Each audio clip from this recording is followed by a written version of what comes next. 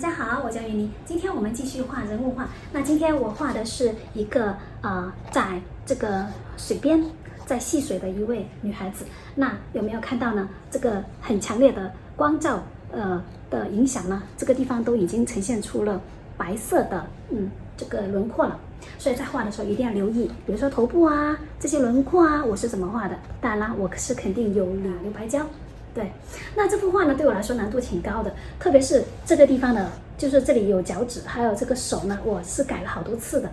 那这一次呢，可以让大家学习一下，我是如何就是覆盖掉这个脚趾的，因为后来呢，我就把这个脚呢给去掉了。